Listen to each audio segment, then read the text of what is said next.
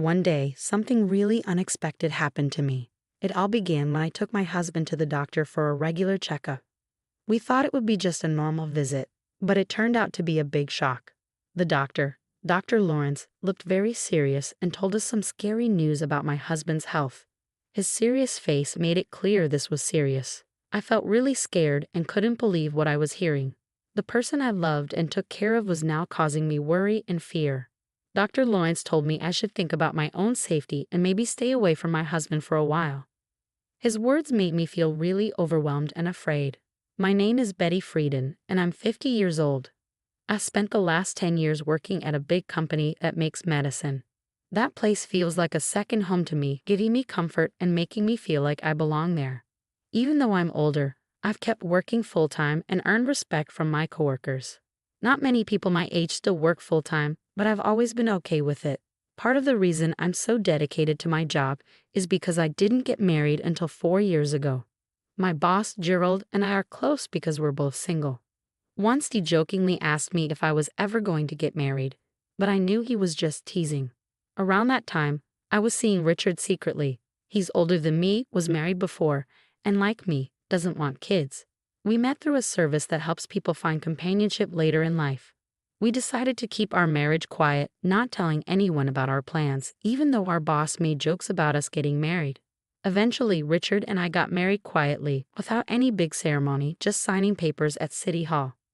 It was simpler than I expected, but I was excited about our future together. But when Dr. Lawrence gave me scary advice, I had to rethink everything. My feelings of care for my sick husband were now mixed with fear and confusion. Dr. Lawrence's words kept echoing in my head, telling me I needed to act to keep myself safe. As I stood there trying to understand what was happening, I realized I had to make a decision quickly. Suddenly, the life I knew and the plans I had were uncertain. I'm LA, and my husband Richard works at a factory. Honestly, I make more money than he does. Richard started working at the factory right after high school. I grew up in an orphanage and always wanted to be independent. That's why I didn't want to quit my job at the pharmaceutical company even after we got married. I love my job too much. When Richard and I got married, I told my boss Gerald right away. He congratulated me, but I could tell he felt a little sad. Maybe he was lonely because I, his friend who was also single, got married first. I tried joking with him about it, but he didn't seem to want to talk about it, so I dropped it. Even though Gerald's reaction was a bit strange, I was really happy to start this new part of my life with Richard. I imagined all the great things we'd do together, but real life wasn't as exciting as my dreams. Being newlyweds was pretty normal. Not much changed for me. I kept working, and the biggest difference was moving to a quieter area and driving to work instead of taking the bus. Richard and I shared my old car because he didn't have one. About a year after we got married, things started to go wrong. Richard began acting differently. He didn't seem himself. He barely touched his breakfast, seemed lost in his thoughts, and even mixed up simple things like condiments. His clothes didn't match, and he became quieter both at work and at home. While I've always admired Richard's quiet strength, his silence started to weigh heavily on me, making me feel like I was all alone. This feeling of loneliness grew as I noticed these small but important changes in him. It hit me that Richard might be going through a mental health problem. Seeing someone you love struggle without knowing how to help them is really tough. So I decided to take Richard to a special clinic that helps with both mental and physical health. There, he was diagnosed with depression. I knew a bit about depression, but hearing the official diagnosis made everything seem a bit darker. The doctor explained that the best way to deal with depression is to figure out what's causing it and tackle that directly. But finding out what exactly was making Richard depressed was hard. He'd been working at the same factory for years without any problems, and nothing big had changed at his job. I even worried that maybe our marriage was somehow making him feel this way. As we talked with the doctor, I reassured him that Richard and I were living a happy life together, and we couldn't pinpoint any specific problems at home that might have caused Richard's depression. The doctor told us to come back if anything changed, or if we figured out what might be causing his depression. But even after visiting the clinic multiple times, we couldn't find out why Richard was feeling so down. And as time went on, his depression only got worse. On his worst days, he could hardly get out of bed, often had headaches, and sometimes had to call in sick to work. He lost his appetite and a noticeable amount of weight. Eventually, he had to quit his job because he couldn't keep up anymore. Richard felt really guilty for relying on me financially, but I assured him that I was okay with working. My main concern was his health. It was really hard to see him suffering so much, and I was always worried about him. Once, when I was at work, Richard went out and got lost on his way back home. That made me worry even more because I wondered if he was not just dealing with depression, but maybe even dementia. That thought added to my stress. When my coworkers asked how things were going, I had to admit that Richard wasn't getting better. It's really tough to watch someone you love struggle so much without being able to help them. One day, Gerald, my boss, noticed that I looked really tired and gave me an energy drink. It made me feel a little better, and I was touched by his kindness. He reminded me that we're all in this together, and his words almost made me cry. With everything going on with Richard, I hadn't realized how much stress I was under. It became clear that I needed to take care of myself too, or else I might fall apart. So I threw myself into my work, trying to keep things as normal as possible in our lives. A year had gone by, but things hadn't gotten any better for Richard. If anything, they'd gotten worse. As our third wedding anniversary approached, I couldn't see any improvement in his condition. Then, one morning, I realized our car was missing. I checked again, but it was definitely gone. Since Richard's diagnosis, I was the only one who drove it, and I hadn't used it since the day before. So it should have been at home. I asked Richard if he knew where the car might be. He said he thought it was there when he got home yesterday. I remember he had gone out for a bit while I was at work. The doctor had suggested he try walking or jogging to help him cope. If the car was there when he came back, it must have disappeared during the night. With the car gone, I had to use public transport and ended up being about 10 minutes late for work. I explained the situation to Gerald, my boss, who was understanding but curious about the car's disappearance. He wondered if Richard might have taken it, but I didn't think so. Given Richard's condition and his reluctance to drive since getting sick, it didn't seem likely. Despite Richard's memory lapses and mood swings, I couldn't imagine him being responsible for the missing car. The car mystery just added another layer of complication to our already tough situation. Right after realizing the car was gone, I reported it to the police, hoping it would turn up soon. But deep down, I worried it might be gone for good. And if that wasn't enough, something else strange happened. On payday, I went to the bank to withdraw some money and found that my personal account was empty. I was shocked. We had a joint account, which I checked next, only to find it was also empty. This left me completely puzzled. Richard and I shared the joint account, but he didn't have access to my personal account, and he didn't know its PIN. Yet somehow, all our savings had disappeared. It hit me hard, and when I got home, I confronted Richard about it. I asked Richard if he knew anything about the money missing from our joint account. He seemed genuinely puzzled and said he didn't know anything about it. Because of his depression, I was hesitant to push him further, worried it might make things worse for him. Richard was staring at the ceiling, looking distant like he often did when he was lost in his thoughts because of his condition. It made me wonder if he could have taken the money, but I wasn't sure. Planning to talk to the police about it, I felt overwhelmed by losing both our car and our savings. The financial strain was tough, especially since I didn't have family to lean on for support. Growing up in an orphanage meant I didn't have parents to help me out in tough times. With Richard's condition not improving, it was suggested that we move him to a bigger hospital with more resources than the small clinic we'd been going to. The clinic had done what they could, but they thought a general hospital could give him better care. They even gave us a referral letter, so we decided to go to the general hospital for the first time. Taking a taxi there was a bit nerve-wracking for me, and Richard stayed quiet throughout the journey, lost in his own thoughts. As we arrived at the hospital, I took a deep breath, preparing for whatever might come next. I walked into the hospital and handed over the referral letter at the reception, expecting to wait a while since it was a busy place. The lobby was full of patients, each waiting for their turn. After about an hour, Richard was finally called in for his consultation. While he went inside, I took out a book to pass the time. But before Richard had even settled into the doctor's office, a nurse came up to me.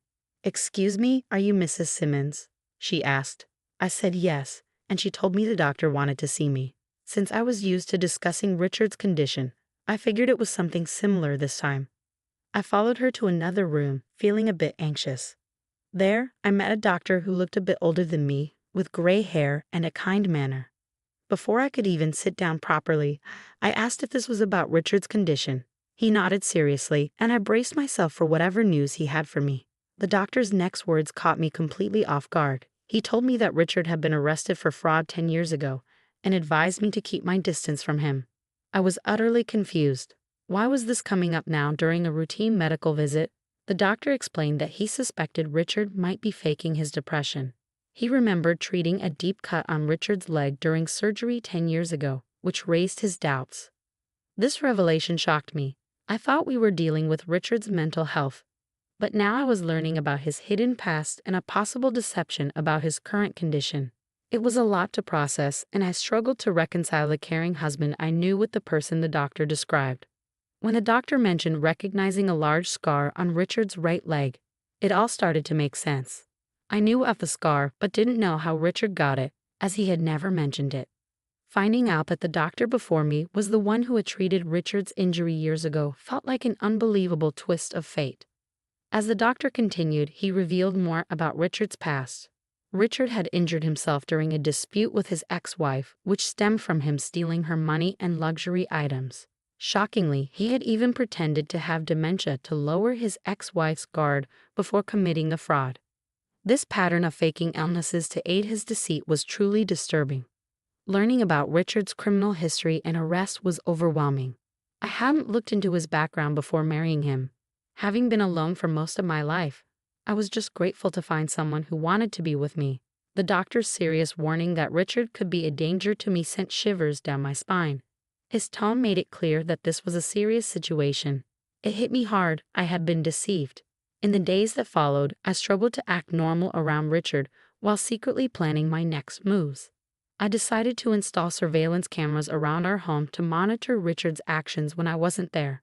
About a week later, I noticed a watch and bag were missing. When I reviewed the camera footage, I saw Richard leaving the house with them and returning later with a lot of cash, looking pleased with himself. His behavior didn't match that of someone suffering from depression. This footage confirmed my worst fears. Richard was the one behind the theft of my belongings, the car, and our savings. Seeing the hard evidence of his deceit was heartbreaking. Richard had lied to me and manipulated me, betraying the trust I had in him. It was clear that I needed to take serious action against someone who had pretended to be vulnerable and in need of care, only to take advantage of my kindness and generosity. The realization that Richard had betrayed my trust was unbearable. I had dedicated my life to working and caring for what I thought was a sick partner. The idea of getting a divorce seemed too small compared to the immense deception I had experienced. It was clear we needed to go our separate ways, but I wanted more than just a legal separation. I wanted Richard to truly grasp the seriousness of his actions and to make amends for the harm he had caused. With a heavy heart and tears threatening to spill, I gathered the divorce papers and filled them out meticulously, including all the necessary details. The following day, pretending everything was normal, I told Richard I needed to step out for a moment.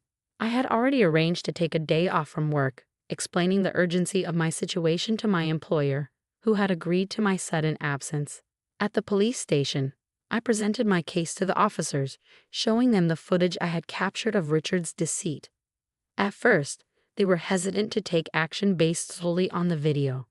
However, after checking with the pawn shop where Richard had sold the stolen items and finding my car being sold as used, the evidence against him started to pile up.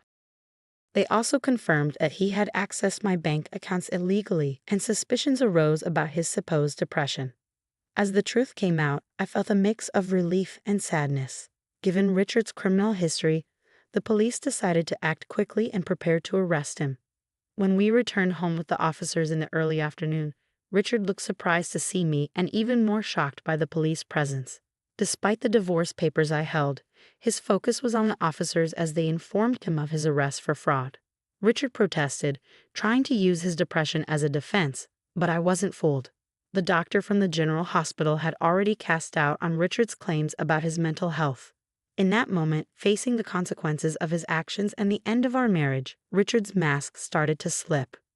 Deciding to take legal action was tough, but it was necessary to protect myself and seek justice for the betrayal I had experienced. During my recent visit to the hospital, a doctor recognized Richard from his past deceitful behavior. He revealed that Richard had once pretended to have dementia to deceive his ex-wife, which made me question his current claims of depression even more. Despite the serious accusations against him, Richard remained unfazed in front of the police, casually denying everything. It was almost as if his history of deceit had prepared him for this moment. He showed no signs of guilt or remorse, instead challenging us to provide proof of his fraudulent actions. His boldness was shocking, especially with the police ready to arrest him based on solid evidence. It was clear that he was accustomed to manipulating situations and underestimating their seriousness. For 4 years, he had deceived me, taking advantage of my trust to steal from me and exploit my kindness. Yet, in a twisted attempt to shift blame, Richard suggested that it was my fault for being too trusting, which felt like another insult. His audacity was astounding. I had supported him, hoping for his recovery, only to be betrayed and treated with disdain. In that moment, I lost my patience. I declared my intention to seek legal advice and pursue alimony, urging Richard to face the consequences of his actions. My outburst at the police station surprised everyone, including the officers, but it finally seemed to shake Richard's composure. As the police handcuffed him, his defiance crumbled. He looked defeated, his arrogance replaced with frustration as he was led away. Watching the scene unfold, I felt detached, as if I were watching someone else's life unravel. Ever since the doctor's warning, nothing had seemed real anymore. Yet, here I was, confronted with the harsh reality of my situation, determined to move forward from the chaos Richard had caused. Watching Richard being taken away by the police felt surreal, almost like a scene from a dream. This moment marked a turning point, allowing me to imagine a return to the life I had before the chaos of marriage consumed it. As a sense of relief washed over me, knowing I wouldn't spend my future under Richard's manipulative control, I also felt a wave of loneliness. Waiting more than 47 years to marry, the idea of being alone once again overshadowed my newfound freedom. 2 months later, our divorce was finalized. Richard's arrest had caused a slight delay in the process, but by the time everything was official, my emotions had settled. I was able to reflect on our shared history with a clear mind. Richard's future was uncertain, facing imprisonment for his second offense. I could only hope that this experience would lead him to sincerely reconsider his choices. In the aftermath of our dissolved marriage, which had become nothing more than a disillusioning memory, I found myself contemplating my next steps over a simple lunch at work. It was then that my boss, Gerald, approached me with his store-bought hot dog lunch and made a seemingly casual yet loaded comment. "I think you'd be just fine if you were with me," he said almost offhandedly. His words caught me off guard, and it took a moment for their full weight to sink in, leaving me momentarily flustered. "Yes, I'm serious," he added, noticing my hesitation. His tone was smooth yet sincere. I was speechless, momentarily forgetting about my lunch as I processed his proposition. Gerald then went back to work, leaving me to contemplate his unexpected offer. In the days that followed, the idea of a romantic relationship with Gerald had never crossed my mind. Yet, I couldn't ignore the care and stability he had always shown me. His steady presence and responsible nature suddenly made me see him in a new light. Despite my initial reaction, as I continued to eat and ponder, the seeds of possibility that Gerald had planted began to take root in my mind, suggesting a future I hadn't dared to imagine until now. The idea of inviting Gerald out for a meal after work sparked a warmth within me. It kindled a sense of hope for the future. Perhaps this was the perfect moment to embark on a new journey, to explore the possibility of happiness and companionship once again. The thought of stepping out of my comfort zone and into a new beginning with someone who had shown me kindness and support felt both thrilling and comforting. Tonight, I decided, could be the start of something new and beautiful.